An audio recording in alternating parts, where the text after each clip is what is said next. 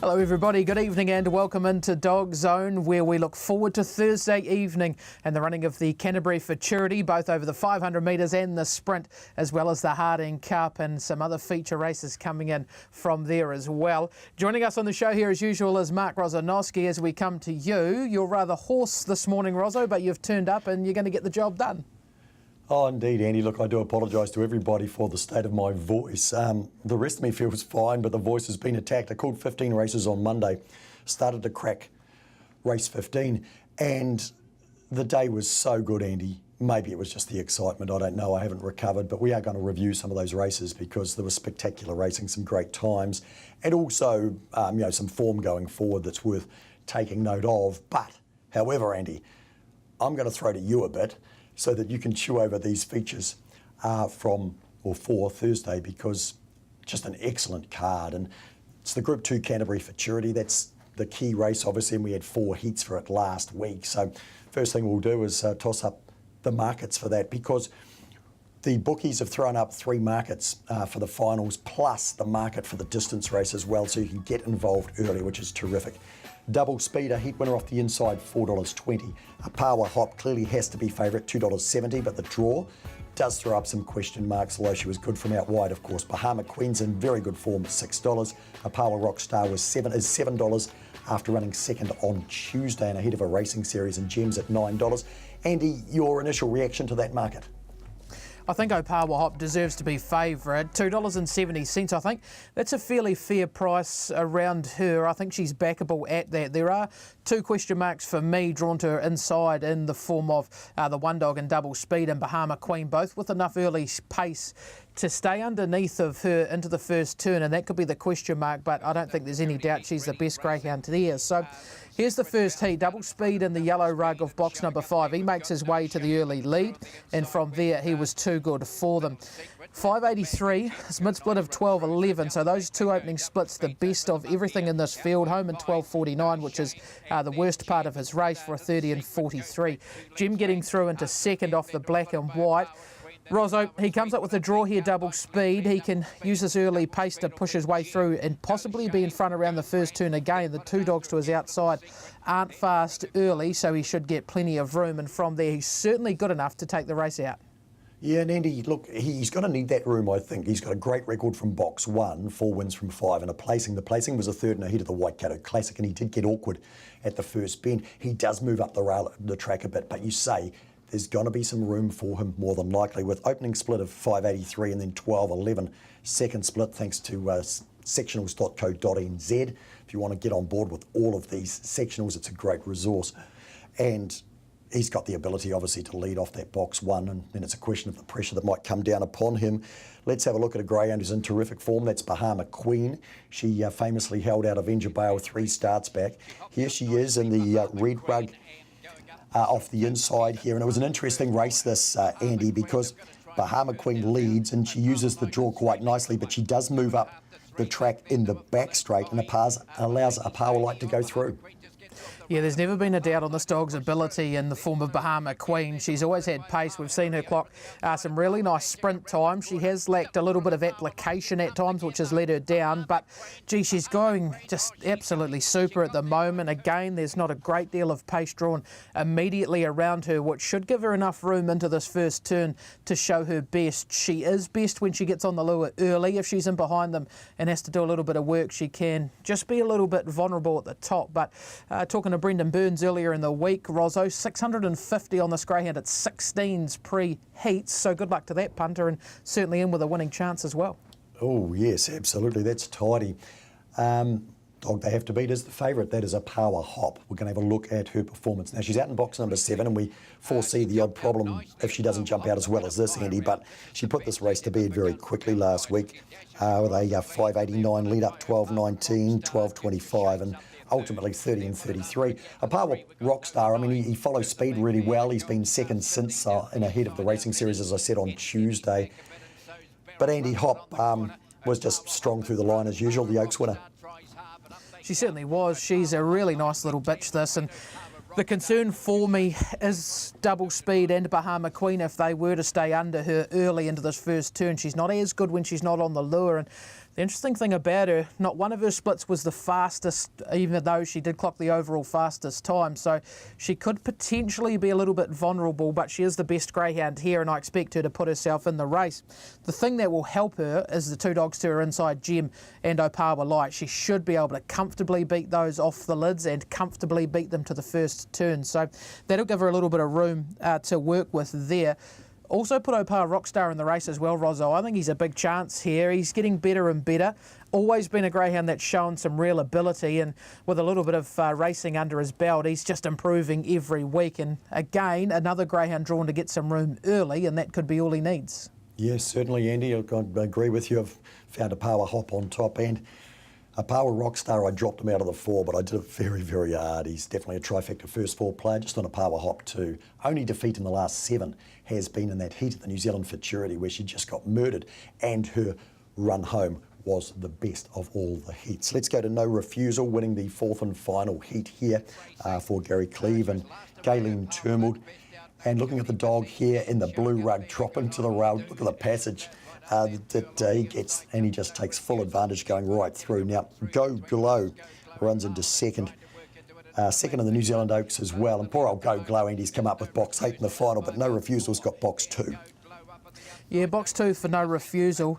Just not sure what to make of him. That lack of early speed's a real concern for mine. He was able to get a lucky run underneath that trouble into the turn. There's no doubting his strength. He was home in 12 and 21, which was the fastest of all the run homes of the 8 greyhounds in this final. Again, thanks to David Archibald and sectionals.co.nz for that information. But he's not going to be able to give greyhounds like Opawa Hop or Bahama Queen a start. So more than likely he's going to be in behind them early, and that's the concern for mine.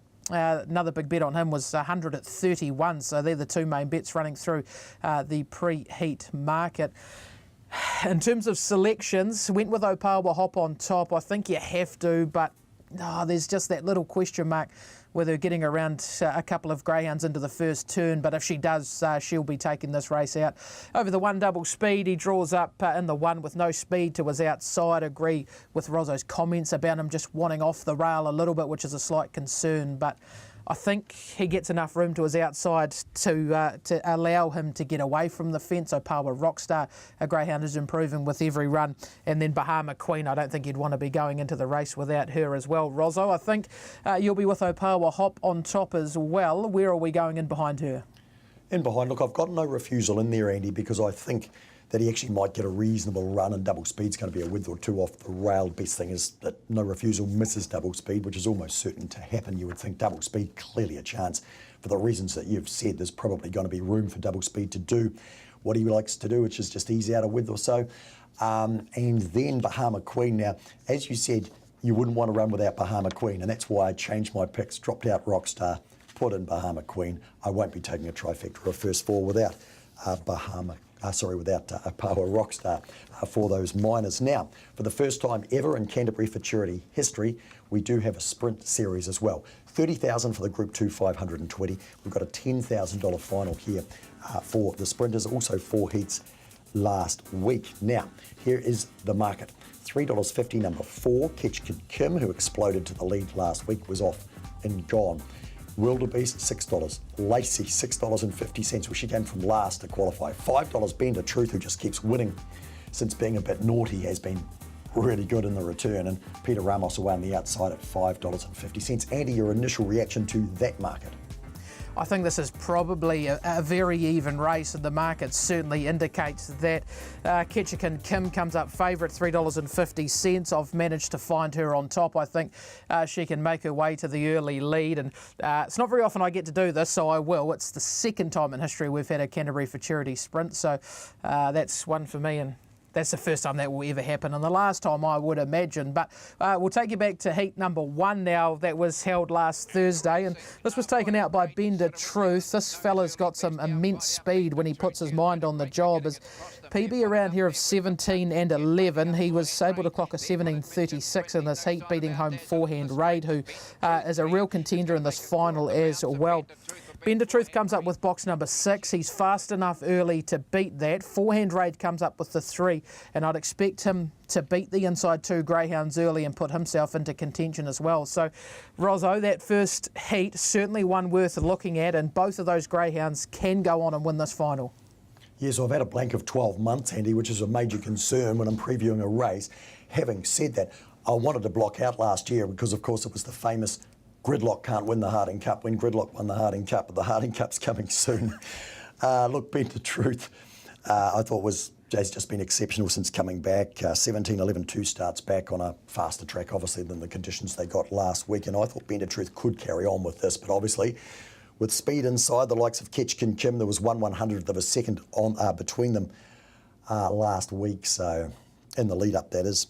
Let's go to Gold Star Majors heat here, and we're looking at the greyhound in the red rug off the inside, and not out all that well, but managed to get on through. Now, there's a Power Lacey at the back in the black rug and gets up for second here. Andy, I can't see the winner coming out of this heat. Your thoughts? I would 100% agree with you there. Gold Star Major, box 1, certainly winning him the race with those dogs wanting to run away from the rail, and Opawa Lacey, who got a little bit of luck there as well. I think Lacey potentially could fill a minor placing, but Rozzo, I don't think either of those greyhounds can be winning this final. No, look, they've earned their place there. Lacey's just a Class 1 dog who we know has got exceptional pace, but just has trouble putting it together on race day, especially at Addington so far. And off the back of that performance, you think, again, Lacey's just going to need a whole lot of luck and too much luck to actually win. Let's have a look at Peter Ramos and greyhound, who's ended up drawing box number 8 for the final, but for the heat it was box number 3. 5.96 lead up, so we had a 5.95 and a couple of 5.96s. Peter Ramos home in an 11.41, 7.37 overall. This Fernando Bale Molly Paisley litter for Michael Cox and Jason Dunn. They're just having a great time with it, Andy. They certainly are, and she's a consistent little bit. She tends to put her best paw forward, and she has got early speed. One concern for me is the amount of speed drawn inside of her. Dogs like Ketchikan Kim, who can get off the lids as well or better than her, and she may just have to work a little bit hard to get around some of them. Wildebeest, he comes up with the 1, and Rozzo, not entirely sure he's comfortable off box number 1, and he potentially holds the key to the race. Yeah, agree. He definitely wants to move off, doesn't he? Look, his fastest winning time, 17.20, did come from box number 1. He was able to lead in a 5.82 and he was able to move out. That was on a faster track, of course, than they had last week when they weren't running those sorts of sectionals. You would expect there's going to be dogs pressing down on him, Andy, and that he won't get away with it like he did on that occasion. So that will certainly make things interesting. Ketchikan Kim is the favourite. Let's have a look at the speed here. The fastest lead up, 5.95. A couple of others that were close, of course. But from this, Fernando Bale Molly Paisley litter again. Neelix getting through for second, but just chasing shadows here, Andy. Yeah, fastest lead up and fastest run home as well with an 11.31. When she picks it and puts her mind on the job, she's a really fast little greyhound, Ketchikan Kim, and I think she draws up beautifully here. I don't expect Neelix to be outside of her early, and Bender Truth can be, but I expect her to be underneath him. And Forehand Raid drawn to her inside. Her kennel mate likes to get down towards the rails. So for all of those reasons, with her on top, Ketchikan Kim, expect her to be hard to beat. Bender Truth, you can't fault the form, and he's certainly good enough to win the race, as is Forehand Raid. I think he probably draws up the best as long as he can beat Wildebeest to the first turn, and a bit of a toss-up in behind. Went with Opawa Lacey just in case. I think it could potentially get a little run into the first turn like it did in the heat as well if Wildebeest does come away from the rail. He'll certainly find the line, won't he? Look, I've gone with Bender Truth on top of Ketchikan Kim. Not a great deal in it, 6 over the 4. Peter Ramos off the outside for third, and Wildebeest. I think things are going to be awkward for Wildebeest, but poked it in for fourth nonetheless, having run that 17.20 off the 1, albeit easing out 3 to 4 widths. Another good sprint on the card is race number 12, the race that embarrassed Andy and I 12 months ago, but we won't go into that. Here is the field and market for the final. Randy Raccoon at $3. Nelso Allen, back to Nelso Allen's best, $2.40 last week. Fight Up Jasper ran second in the race last year. Has a very real chance at $5 of going one better. And Andy, it's no surprise to see those three completely dominating this market. they look the best three in the race. Nelson Allen, as you touched on, really good to see him bouncing back to his best his last couple of starts, and good to see him make his way through to this final. He's a class act at 100%, and he probably deserves to be favourite as well off that win. It was comfortably the fastest heat, and the best Nelson Allen should be pretty hard to beat. But here's a look at the first heat, though. It was taken out by Randy Raccoon. He's the dog in the red rug of box number 1. Now, the key to it is there wasn't a lot of early pressure on him. He does like to get away from the rail. So, again, box number 2 not perfect for him, but he does have the speed to overcome it. But Rozzo, he is going to be wanting to get away from the rail. Dogs like Nelson Allen and Fired Up Jasper, they are going to need to clear him early, otherwise they could find themselves in some bother. Yeah, it's a really interesting race because of it, isn't it? And Sarcasm's in box 3 outside Randy Raccoon, and he's a dog that's very slow to go and then runs wide. But as you say, then you've got Nelson Allen and Fired Up Jasper, some speed towards the outside. Hankenstein snuck through to make the final there, but has drawn out box number 7 in the final. Andy, one of the talking points last week, clearly the $69 paid on the tote by disobedience for Stephen Bonnie Evans, who was able to lead here off box number 6 and cross and win from Fired Up Jasper, who, look, did well to make the final because he was out in box 8, which is not ideal. So the key thing here for Jasper was just making it through. Exactly, and he comes up, although it looks awkward on paper, he comes up with a better draw in box number 5. He's fast enough to beat Nelson Allen early, and Hilton for a bet, I don't think he'll put a lot of pressure on him, so he's going to get a nice run. But in terms of nice runs, I don't think they're going to get any nicer a run than Disobedience will in this final, of course, with Randy Raccoon drawn to her outside. As I just said, he does like to get away from the rail, so she got the job done in the heat. 5.92 was the second fastest opening split of all of them, and with that run, Roz, it'd be no surprise to see her just slot herself into a placing. Yes, I certainly put her in for fourth for those reasons that you mentioned. Nelson Allen is the key, isn't it? No question, because last week, Andy, off box number 2, actually went through in a 5.91, which of the finalists is the fastest lead up on last week's performances. Now, we know that there are some dogs in here that can run quicker opening sectionals than Nelson Allen, but 11.18 home and a 17.09 overall, which on the night was a very good time, and he's broken 17 seconds many a time. If he can produce something like that to the opening split, even allowing for Randy Raccoon moving out, Nelson Allen may not take any prisoners there. There's certainly a question mark on the way this field's drawn up for Nelson Allen, but on last week's performance, he has to be favourite. Oh, no doubt about it. We know the class that this bloke has, and the only concern is his first 2 or 3 strides. He can just bomb the start completely from time to time, and if he does, and he just needs that clear air to push through and grab the lead by the turn. Now, I don't think there's any doubt he should be in front of Sarcasm off the boxes, but Randy Raccoon could hold the key to him. But I mean, in saying that, I've still managed to find him on top now so well, and I think he's the best greyhound here, and with a clear run, I think he'll be winning the race. But, Rozzo, there are a few question marks around him, as we said with Opawa Hop. So some of these favourites, although they look hard to beat, they could find themselves in tricky positions early. Yeah, look, there's no doubt. I think it's a very intriguing race. It's the last on the card at 9.02 of what should be a spectacular card. Hilton for a bet, we're going to have a look at here. Bruce Dan, he's got Fired Up Jasper in there. Here is the dog off box number 1, about third away, blasted through to the lead. And Andy, here's Sarcasm, doing what Sarcasm does best.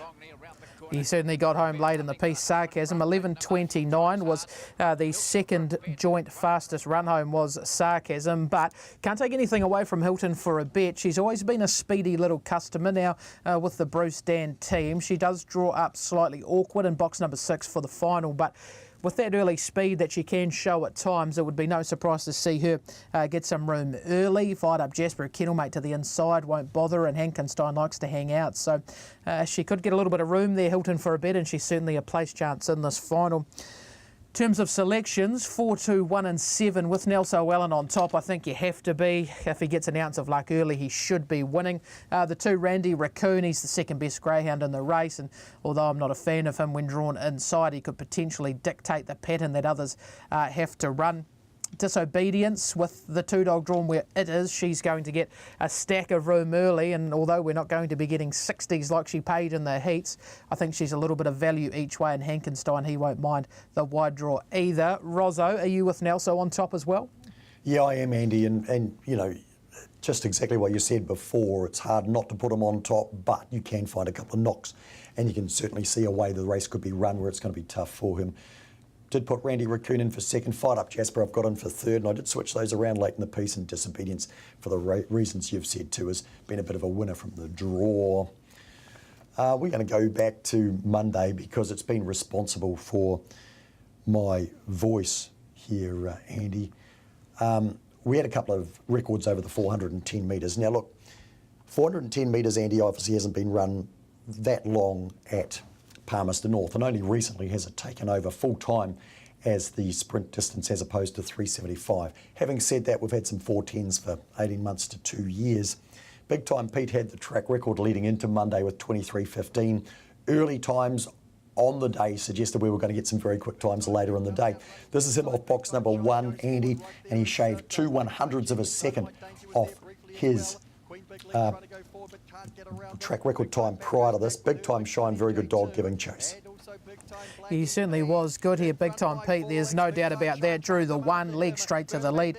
Big Time Shine got onto his hammer early, and you just knew he was running fast. Of course, on that really wet day, we saw Shine get on his tail and run him down. So when he was able to hold her comfortably to the line, you just knew we were in for a fast time, and it was electric, getting the track record there in a 23:13.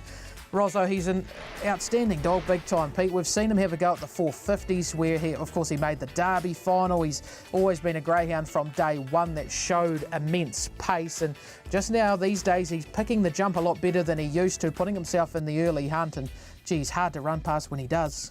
Yes, indeed. It's 670 opening sectional, the key to that race, and some of those fields he's racing now, he does want to be in front of some of the other dogs, and he's just doing that, as you say, more reliably. But the amazing thing, Andy, is that by the end of the day, he was no longer the track record holder.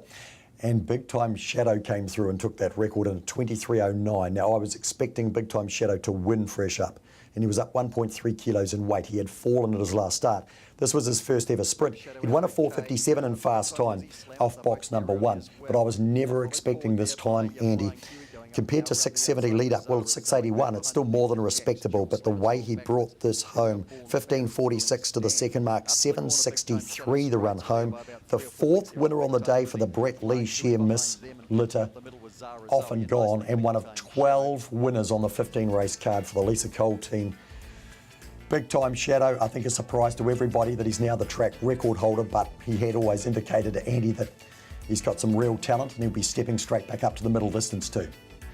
Always a greyhound that showed real potential from an early age, Big Time Shadow, and gee, put it all together there, didn't he? He did do the odd thing wrong a couple of times early on in his career, but off box number 1 in a fresh state, he legged straight to the lead. But gee, 23:09, if you had to put him in against Big Time Pete, Rozzo, I'd say Pete would have been $1.50, Shadow would have probably been $14 at least, but he's absolutely smoked his time, and as it turned out, he's now the track record holder. Yeah, but it'd be interesting to see how long it lasts, and obviously we're running over that distance a whole lot more now, so you could argue that that record is vulnerable, but nonetheless I thought still worth showing those races from Monday, and we'll see how long those times kind of last.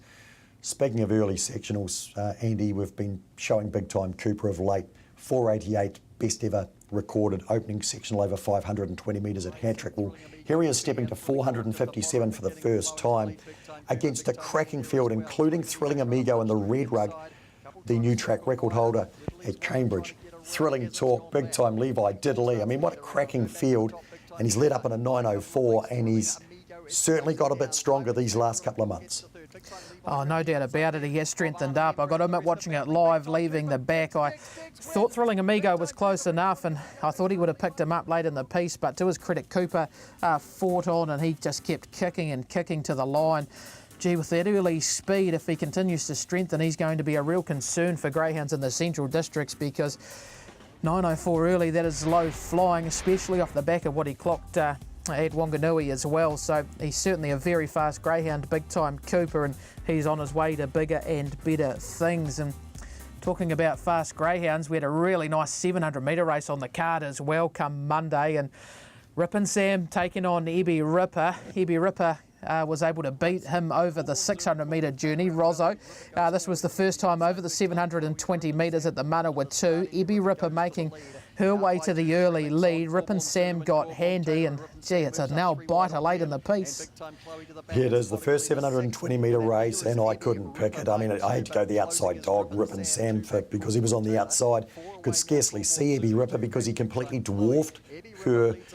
Ebby Ripper, in Australia got back and ran on, but was mapped to lead this race on what she'd done over the 660 the previous week, and she did. She was able to hold Rip and Sam over the 660, and I thought she probably would over the 722, and she very nearly did. Just the nose in it. Corborn Taylor just continues to go well, and Andy, the other thing out of the race, 100-to-1 shot in a 5-dog field was Big Time Chloe, and I tell you what, she might have been a few links off them at the line, but come the lure, she closed up on them, and you know what? 779 Duke of Edinburgh Silver Collar, not a pipe dream for Big Time Chloe. And look, I've got to say, congratulations to the club and to Greyhound Racing New Zealand for putting on a 5-dog distance. It was a cracking race, good betting race because there were 3 strong winning chances, and these dogs need racing leading into the Duke of Edinburgh Silver Collar. They certainly do. Good to see one tomorrow night at Addington as well, where we get to see Dinah Wesleyan with a nice little warm-up over 700 metres as well. So, as you say, these greyhounds need the miles in their legs to get the 779 metre journey of the Silver Collar. And Rozzo, these trainers, they can do it in trials, they can take them to trials, but it's just not the same as race day fitness when they're going at it with dogs of the same calibre. Exactly right. And Andy, look, in these days where we're promoting match racing like the Amazing Chase and the Golden Chase.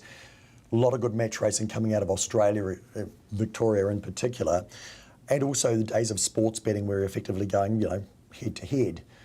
Why not have a 5-dog field, especially when the dogs like Ebby Ripper, Rip and Sam, 2 terrific dogs out of Australia that have got Group 1 form over there. Ebby Ripper's a Group 3 winner over there, and twice Group 1 placed. Rip and Sam, a Group 1 winner in Western Australia just over a year ago, and then Corborn Taylor, one of New Zealand's best stayers and a Group 1 winner. Why not put that on? Because people are going to bet into that. It's even better than a head-to-head. There were 3 winning chances there, and as I say, the other 2 dogs, Big Time Chloe and Corborn Zulu, actually ran a little better than I thought they might as well.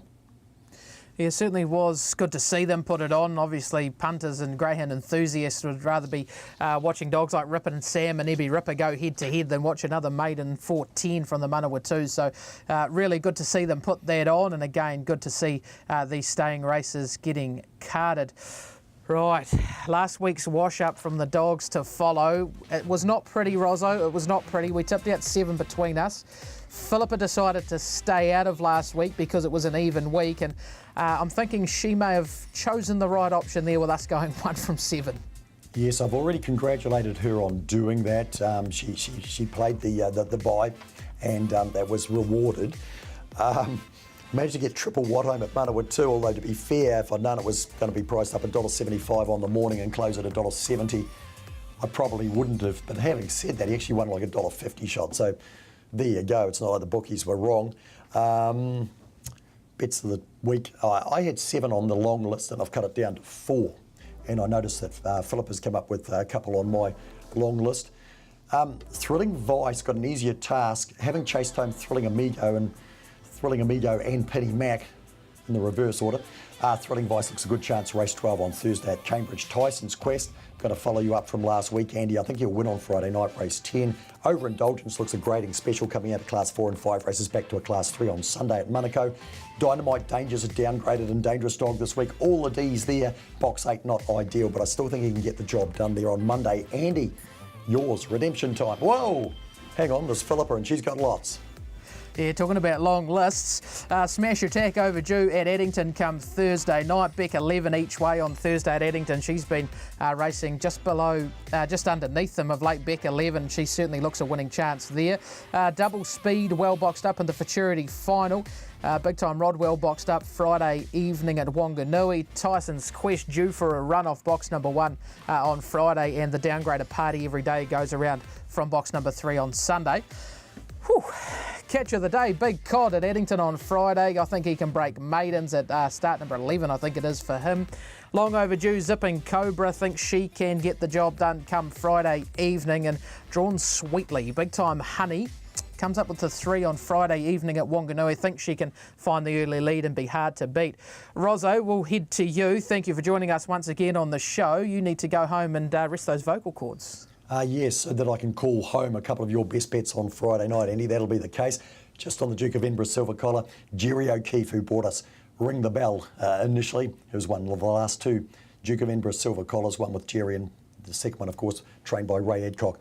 Jerry landed in the country today with 2 stayers, Billy's Bake and Vandergamo, the second one part-owned and bred by James Vandermaat, who joined us for Commentators Day. Good luck to Jerry, just adding more spice to the Duke of Edinburgh Silver Collar.